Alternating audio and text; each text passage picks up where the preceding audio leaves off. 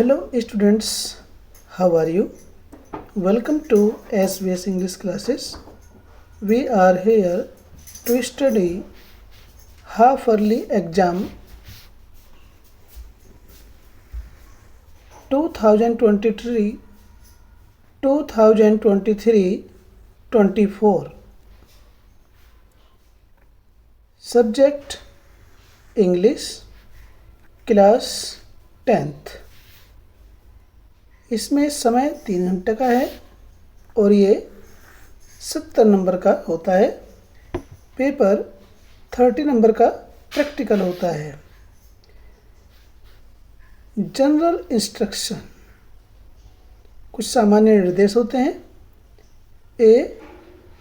Number 1, all questions are compulsory, सारे प्रश्न अनिवार्य हैं। कंपलसरी मीन्स अनिवार्य। Number 2, this question paper is divided into 2 parts, A and B. ये क्वेश्चन पेपर 2 भागों में विभाजित है, ए और B. Number 3, part A consists of 20 marks multiple choice questions. Part A में 20 अंक शामिल होते हैं। पार्ट ए 20 अंकों का बना होता है, जिसमें बहुविकल्पीय मल्टीपल चॉइस क्वेश्चन होते हैं।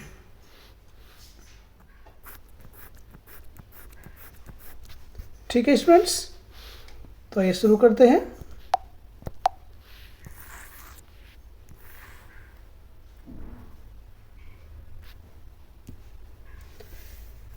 पार्ट ए में पहला क्वेश्चन पैसेज पर आधारित है। ये प्रोज से लिया गया है। Read the following passage and answer the question that follow. Passage को, निम्नांकित पैसेज को पढ़िए और नीचे दिए हुए प्रश्नों के उत्तर दीजिए। Inside the clouds everything was suddenly black. ये पैसेज हमारा 2 स्टोरीज अबाउट फ्लाइंग से लिया गया है। इनसाइड द क्लाउड्स, बादलों के बीच में, everything was suddenly black. Everything हर एक चीज़, सब चीज़, सडनली अचानक, ब्लैक काली हो गई। यानी बादलों के बीच सब कुछ काला था। It was impossible to see anything outside the aeroplane. It was impossible, यह असंभव था, टू सी देखना, एनीथिंग कुछ भी, आउटसाइड बाहर, द एरोप्लेन एरोप्लेन से, एरोप्लेन से बाहर देख पाना, कुछ भी देख पाना असंभव था। The old aeroplane jumped and twisted in the air. The old aeroplane, पुराना एरोप्लेन, पुराना हवाई जहाज, जंप्ड उछला, एंड ट्विस्टेड और मुड़ा, इन द एयर हवा में, और हवा में ही मुड़ गया। I looked at the compass. मैंने कंपास को देखा, दिक् सूचक को देखा। I could not believe my eyes. मैं अपनी आँखों पर विश्वास नहीं कर सका। The compass was turning round and round. Compass, दिक् सूचक, चारों ओर घूम रहा था। इट वाज डेड, ये मर गया था, मीन्स खराब हो गया था वो दिक् सूचक। इट वुड नॉट वर्क, वो काम नहीं कर रहा था। The other instruments were suddenly dead too, और अन्य यंत्र भी अचानक खराब हो गए थे। अन्य यंत्रों ने भी अचानक काम करना बंद कर दिया था। तो आइए इस पर आधारित 3 क्वेश्चंस हैं। क्वेश्चन नंबर 1 है, what had twisted in the air. हवा में क्या चीज़ मुड़ी थी। A, the airman, B, the new aeroplane, C, the old aeroplane, D the passengers. तो हवा में मुड़ा था पुराना हवाई जहाज। सही ऑप्शन होगा सी।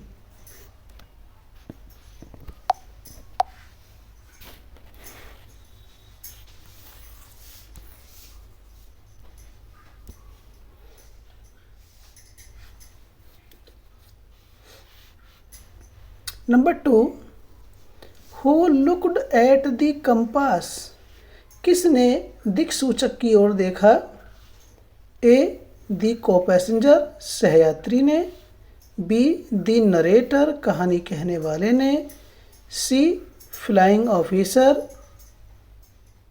एरोप्लेन को उड़ाने वाले अधिकारी ने, डी दी स्ट्रेंज फेलो, या अजनबी व्यक्ति ने। तो इसका सही आंसर है the flying officer.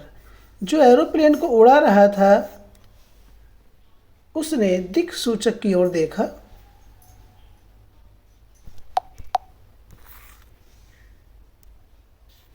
Number 3, which instrument did not work. किस यंत्र ने काम नहीं किया?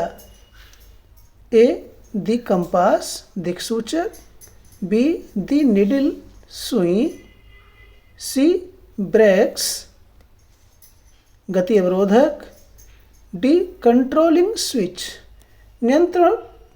नियंत्रक स्विच ने काम करना बंद कर दिया था? नहीं।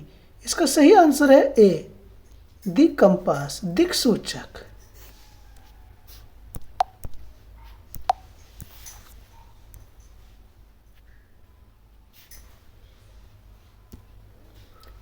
Four question 4 to 8। 4 से 8 तक के question. Choose the correct option to answer the following. निम्नांकित चुनिए द करेक्ट ऑप्शन, सही विकल्प को, टू आंसर द फॉलोइंग, निम्नांकित प्रश्नों के उत्तर देने के लिए। नंबर 4 है which one of the following is correctly written. निम्नांकित में कौन सा सही प्रकार से लिखा हुआ है? नॉविस, बी रेडियंट, सी इंटरसेप्टर, डी ट्राइएंगल। ये 4 शब्द दे रखे हैं, इनमें से कौन सा शब्द सही प्रकार से लिखा हुआ है? तो स्टूडेंट्स, इसके लिए हमें वर्ड की स्पेलिंग याद होनी जरूरी है। उसके बिना हम इस करेक्ट स्पेलिंग के वर्ड को हम नहीं फाइंड आउट कर सकते। तो सही इसमें वर्ड है इंटरसेप्टर, सी। सही शब्द इंटरसेप्टर है। इसका मीनिंग होता है सेना विमान या अवरोध। इसमें जो ए है ये सही इसकी स्पेलिंग होगी नॉविस। ठीक है। इसमें डबल ई नहीं होता, सी के बाद में एक ई होता। नॉविस कहते हैं नवसिखुआ। किसी भी काम को शुरू करने वाला जो नया व्यक्ति होता है उसे नवसिखिया या नवसिखुआ कहा जाता है। नॉविस का मीनिंग है ये। ठीक है। इसके बाद है बी रेडियंट। ये सही स्पेलिंग इसकी ये है। रेडियंट मीन्स होता है चमकीला। चमकीला एडजेक्टिव हो गया। चमक नाउन भी होता है। तो सही स्पेलिंग इसकी ये है। ये है डी ट्राई एंगल। ये सही स्पेलिंग है। ट्रायंगल सब जानते हैं, त्रिकोण को कहते हैं। 5 चूज द करेक्ट ऑप्शन। सही विकल्प को चुनिए that makes the meaningful sentence, जो अर्थपूर्ण वाक्य बनाता हो। रीऑर्डरिंग इसमें रीऑर्डरिंग का क्वेश्चन है ये। ए मी, गिव, गिव इसमें वर्ब है और मी ऑब्जेक्ट। इस प्रकार से शुरू में ऑब्जेक्ट और बाद में वर्ब आए, इस प्रकार से नहीं आता है, ये सही ऑप्शन नहीं है। B success should hard work for we, we इसमें सब्जेक्ट है तो ये शुड से पहला आना चाहिए था, ये भी रॉन्ग है। C to impossible live without it water is, तो टू इम्पॉसिबल ऐसा कुछ नहीं होता है, शुरू में सब्जेक्ट के रूप में आएगा, इसमें सब्जेक्ट इट होगा। It is impossible to live without water, तो ये भी गलत है। D who has taken my book, ये सेंटेंस ग्रामेटिकली सही है और वेल ऑर्डर्ड है। हु सब्जेक्ट है, इसके बाद हेल्पिंग वर्ब आ रही है has, taken third form, my book इसका ऑब्जेक्ट है, तो ये सेंटेंस हमारे प्रेजेंट परफेक्ट टेंस में सेकंड टाइप इंटरोगेटिव है और हु से शुरू हो रहा है। सही ऑप्शन है इसका डी।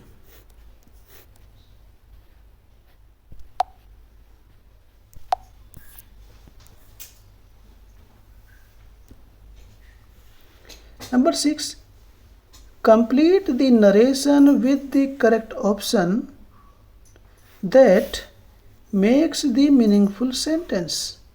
Complete the narration, इस नरेशन को पूरा कीजिए with the correct option सही विकल्प से, that makes the meaningful sentence जो अर्थपूर्ण वाक्य बनाता है। She asked me, उसने मुझसे पूछा। A if I wanted to meet her, कि क्या मैं उससे मिलना चाहता हूँ। B if I want to meet her, क्या मैं उससे मिलना चाहता हूँ। C if I did I want to meet her, ये तो बिल्कुल गलत हो रहा है, I did I want. D if I will want to meet her, क्या मैं उससे मिलना चाहूँगा। तो स्टूडेंट्स ध्यान देंगे, सी आस्क्ड मी ये हमारी रिपोर्टिंग स्पीच है जो पास्ट इंडेफिनिट टेंस में आई हुई है। तीनों में, चारों ऑप्शन में इफ़ आ रहा है और इफ़ के बाद चारों में आई है, और जब हमारी रिपोर्टिंग वर्ब पास्ट टेंस में होती है तो उससे आगे का अंदर का जो रिपोर्टेड स्पीच होती है वह यदि प्रेजेंट इंडेफिनिट टेंस में है तो पास्ट इंडेफिनिट टेंस में लिखी जाएगी। और उस नियम को देखते हुए सही इसमें जो ऑप्शन है वह ए है। If I wanted to meet her, ये इसका सही ऑप्शन है। ये तीनों ऑप्शन गलत हैं।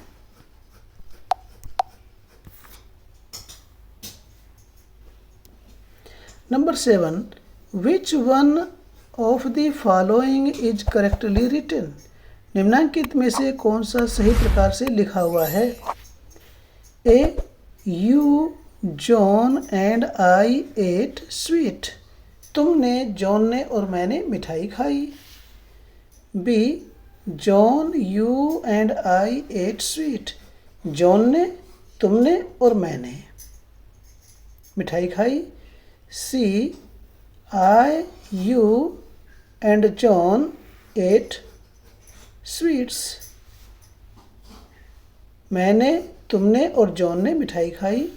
D you I and John ate sweets, तुमने, मैंने और जॉन ने मिठाई खाई।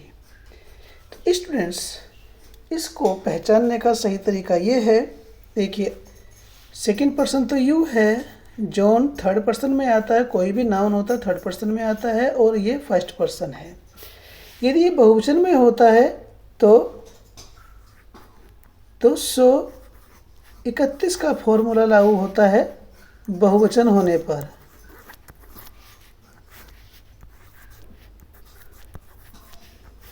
ठीक है, बहुवचन पर ये 231 होता है, लेकिन जब सिंगुलर होता है तो फिर फर्स्ट, सेकंड और थर्ड अपने नेचुरल ऑर्डर में ये प्रयोग किया जाता है। और इसमें जॉन सिंगुलर नंबर में है, आई भी सिंगुलर में है, तो इसलिए यहाँ पर यू भी सिंगुलर में ही होगा। यदि जॉन के स्थान पर प्लूरल नंबर होता, जैसे दे होता, और आई के स्थान पर भी होता, तो फिर 231 के फॉर्मूले में अप्लाई किया जाता, लेकिन ये सिंगुलर नंबर में है, तो ऐसी स्थिति में सी ऑप्शन सही है। पहले फर्स्ट आ रहा है, फिर सेकेंड, उसके बाद थर्ड आ रहा है।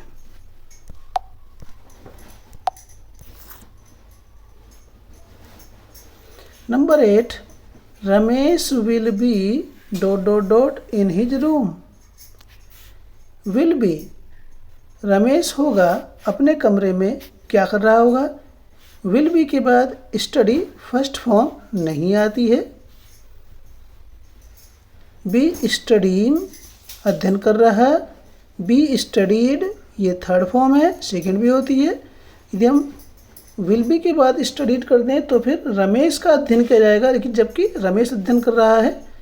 स्टडीज, ये फर्स्ट फॉर्म में एस लगा हुआ है, ये भी नहीं आएगा, तो सही ऑप्शन है इसका बी। ये फ्यूचर कंटिन्यूअस टेंस है, विल बी शैल बी के बाद आईएनजी फॉर्म का प्रयोग किया जाता है। रीड द गिवन पैसेज, दिए गए पैसेज को पढ़िए, and answer the questions that follows, और जो नीचे दिए गए प्रश्न है उनके उत्तर दीजिए। That evening after I had finished the rest of my homework, the note about the essay caught my eye. That evening, उस शाम को, आफ्टर बाद, I had finished the rest of my homework, अपने शेष गृह कार्य को पूरा करने के पश्चात, the note about the essay caught my eyes, उस निबंध के बारे में जो लेख था, उस लेख पर मेरी आंखें पड़ी। I began thinking about the subject, मैंने उस विषय के बारे में सोचना शुरू किया। आई बिगेन, मैंने शुरू किया, थिंकिंग सोचना, अबाउट द सब्जेक्ट विषय के बारे में सोचना शुरू किया। While chewing the tip of my fountain pen, अपने फाउंटेन पेन के नोक को चबाते हुए मैंने विषय के बारे में सोचना शुरू किया। Any one could ramble on, कोई भी व्यक्ति लिख सकता था। And leave big spaces between the words, और शब्दों के बीच में बहुत बड़ा स्थान छोड़ सकता था। यानी कोई भी लिखते समय शब्दों के बीच में अधिक स्थान छोड़ सकता था।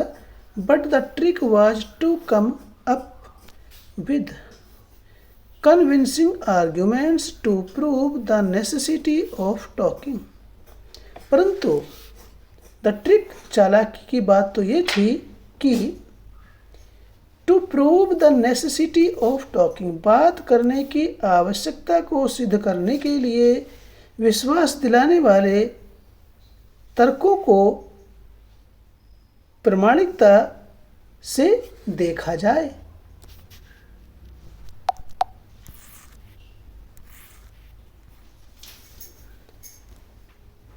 आई थॉट एंड थॉट, मैं सोचती रही। And suddenly I had an idea, और अचानक मेरे दिमाग में एक विचार आया, मुझे एक विचार सूझा। आई रोट 3 पेजेज, मैंने उन 3 पृष्ठों को लिख दिया। मिस्टर किसिंग हैड असाइंड मी, जो मिस्टर किसिंग ने मुझे गृह कार्य के रूप में सौंपा था या दिया था। एंड सेटिस्फाइड, और मैं संतुष्ट थी। एनी फ्रैंक कहती है, आई आर्ग्यूड, मैंने तर्क दिया, that talking is a students trait, कि बात करना तो एक विद्यार्थी का गुण होता है। ट्रेट मीन्स गुण। And that I would do, और मैं करूँगी माई बेस्ट, अपनी पूरी कोशिश, to keep it under control, और इस बात करने की आदत पर मैं अपना नियंत्रण करने की यथा कोशिश या भरसक प्रयास करूँगी। But I would never be able to cure myself of the habit, लेकिन मैं अपनी उस आदत को कभी भी ठीक नहीं कर सकूंगी। Since my mother talk as much as I did, चूँकि मेरी माता भी उतनी ही बात करती है जितनी मैं करती हूँ। इफ़ नॉट मोर, यदि ज़्यादा नहीं तो।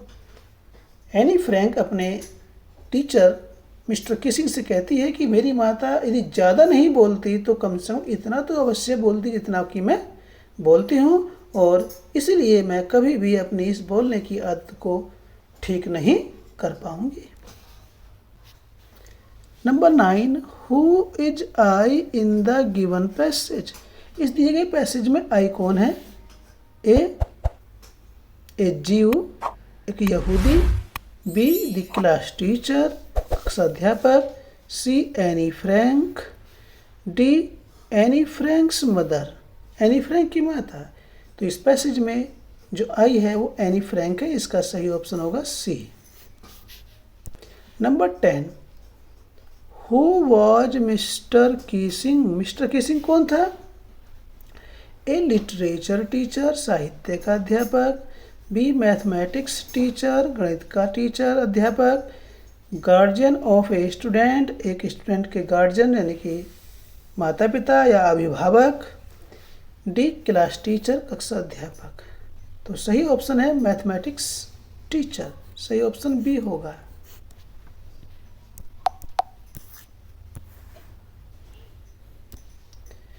क्वेश्चन नंबर 11 से 13 तक, based on your understanding of the prose lessons, prose के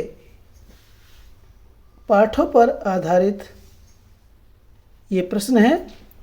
चूज द करेक्ट ऑप्शन, सही ऑप्शन को चुनिए to answer the following questions, निम्नांकित प्रश्नों के उत्तर देने के लिए। 11, what did Lencho compare the large rain drops with, Lencho बारिश की बड़ी बड़ी बूंदों की तुलना करता है किससे? ए सिल्वर कॉइन्स, चांदी के सिक्कों से। बी पर्ल्स, मोतियों से। सी डायमंड्स, हीरो से। डी न्यू कॉइन्स, नए सिक्कों से। तो सही ऑप्शन इसका होगा डी। बारिश की बड़ी बूंदों की तुलना नए सिक्कों से करता है।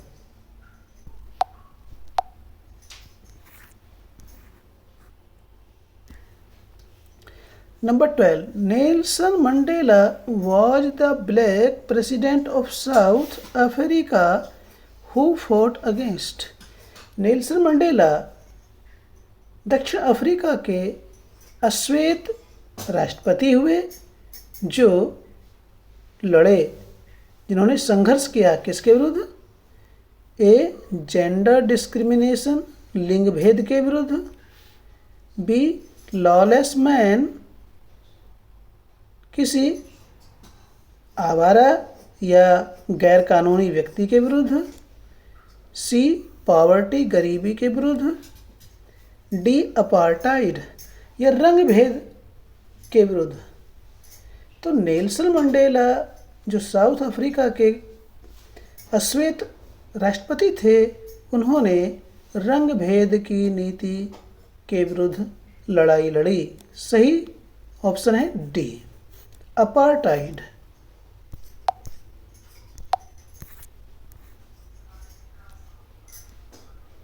Number 13, the author of from the diary of Anne Frank is, from the diary of Anne Frank के लेखक का नाम? A Anne Frank. B Nelson Mandela. C Arup Kumar Datta. D Anton Chekhov. तो सही ऑप्शन इसका है A. From the diary of Anne Frank के writer Anne Frank ही हैं।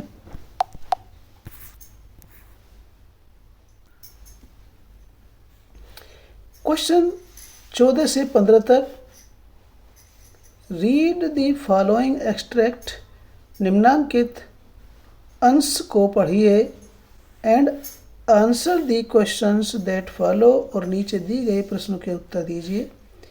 He hears the last voice at night, वह रात्रि के समय में अंतिम आवाज़ को सुनता है। लास्ट वॉइस अंतिम आवाज़। द पेट्रोलिंग कार्स, गश्त लगाती हुई कारें, वह रात को गश्त लगाती हुई कारों की अंतिम आवाज़ को सुनता है। And stairs with his brilliant eyes, और अपनी चमकदार आँखों से देखता है। एट दी ब्रिलियंट स्टार, चमकते हुए सितारों को।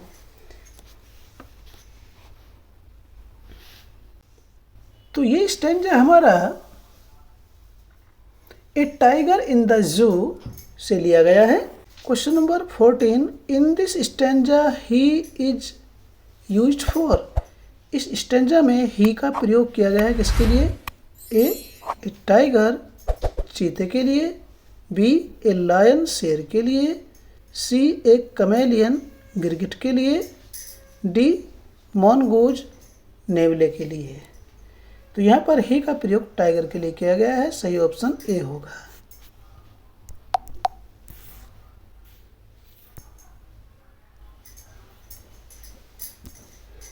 Number 15, where does the voice come from, आवाज़ कहाँ से आती हैं? ए जू ग्राउंड, सी पेट्रोलिंग कार्स, गश्त लगाती हुई गाड़ियाँ, बी हाईवेज, राजमार्गों से, डी कीपर्स ऑफ जू, चिड़ियाघर की रखवाली करने वालों से। तो सही ऑप्शन है इसमें सी पेट्रोलिंग कार्स।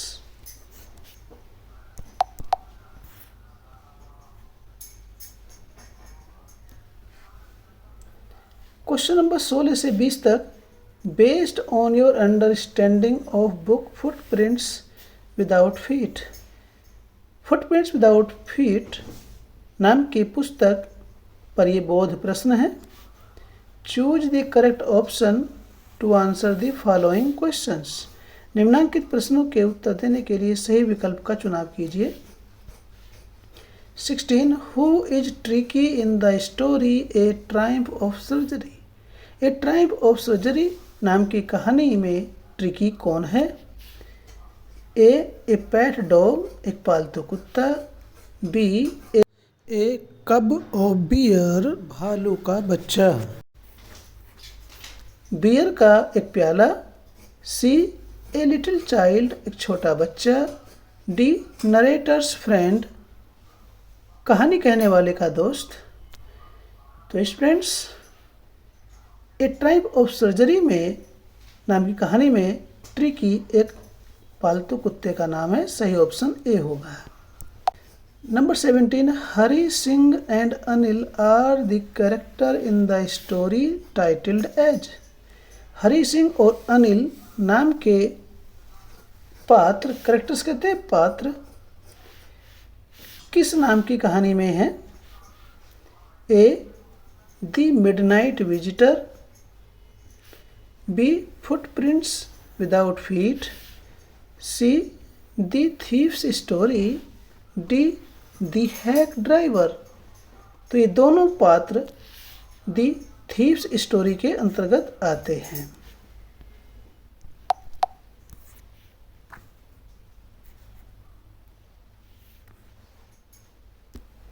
नंबर 18, शुरू में खाली जगह दे रखिएगी। Did not fit any description of a secret agent,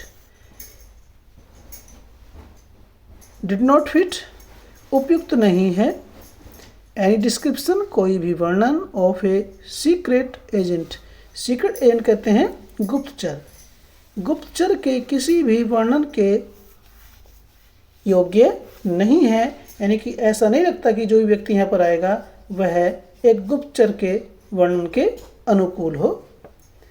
A Fowler, B Ausable, C Max, none of these, इनमें से कोई भी नहीं। ये तीन नाम हैं, तो सही ऑप्शन इसमें होगा बी, ऑजेबल।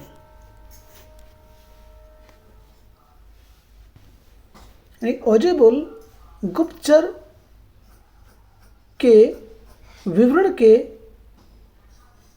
उपयुक्त नहीं है, यानी कि वो ऐसा ऑजेबल ऐसा लगता कि वो कोई गुप्तचर हो।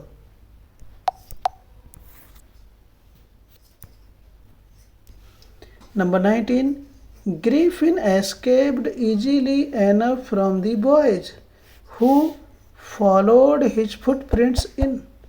ग्रिफिन एस्केप्ड बच गया, इजीली आसानी से, एनफ पर्याप्त, फ्रॉम द बॉय उन लड़कों से।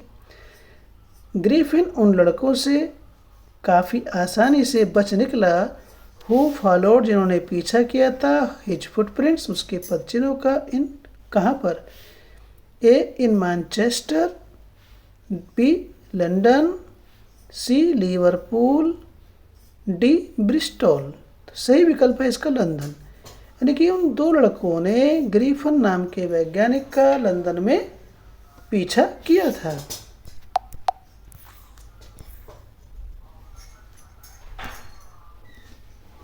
नंबर 20, सैरी वॉज द नेम ऑफ। सैरी नाम था ए सर्वेंट नौकर का, dog at Shotover Grange, a safe in the Grange, D the lady in red.